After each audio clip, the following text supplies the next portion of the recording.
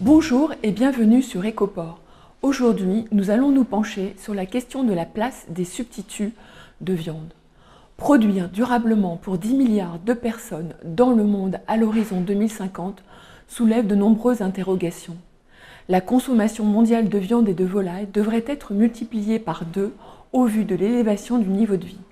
Pourtant, dans les pays occidentaux, les plus diplômés tendent à limiter leur consommation de produits carnés qu'ils jugent substituables.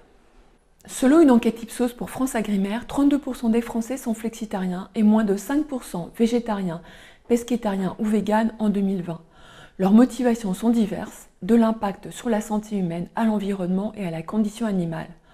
En sortie de crise sanitaire, ces motivations se trouvent renforcées.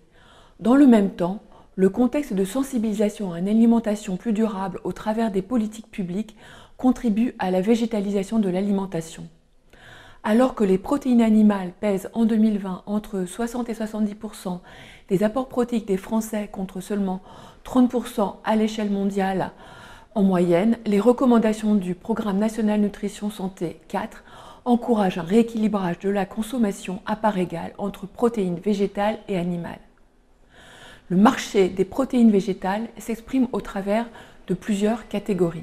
En premier lieu, les matières protéiques végétales sont des ingrédients alimentaires issus d'espèces végétales riches en protéines telles que blé, soja, pois. Elles sont facilement disponibles et plutôt bien acceptées par les consommateurs. Elles représentent un marché mondial de 17,6 milliards de dollars en 2019 à plus 6,8% par an. Autre source, les champignons et par extension les mycoprotéines en fort développement pèsent en 2019 dans le monde 50 milliards de dollars. Viennent ensuite les algues, parmi lesquelles les macroalgues et les microalgues, dont seules quelques-unes sont autorisées en consommation humaine en France. Leur très forte teneur en protéines, plus de 60 grammes pour 100 grammes, limite leur champ d'application. Les substituts à la viande ont vu progressivement leur offre évoluer en empruntant les codes des produits carnés jusqu'à devenir des analogues à la viande. Cependant, la dénomination des produits carnés est protégée par la loi de juin 2020 sur la transparence de l'information des produits agricoles et alimentaires. Quant aux produits issus de cultures cellulaires ou de 4e génération, ils sont encore au stade de pilote. En Europe, le marché des substituts à la viande, tiré par les alternatives à base de soja, est évalué à 1,8 milliard de dollars hors tofu en 2019. Cependant, il reste relativement marginal dans la mesure où il représente moins de 0,5% du marché de la viande et de la volaille, malgré une croissance de 8%, très supérieure à celle des produits carnés.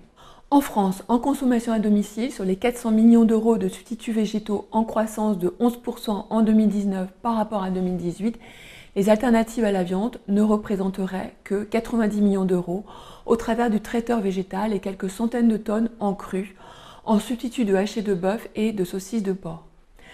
Les marchés des substituts peinent en France à sortir d'une approche de niche et font la part belle aux produits ultra transformés, pâtissant d'une moindre acceptation des consommateurs. La part croissante des flexitariens suscite peu à peu les appétits d'acteurs traditionnels de la viande, désireux de s'inscrire dans une production plus durable en optimisant leur consommation de ressources et en réduisant leur émissions carbonées.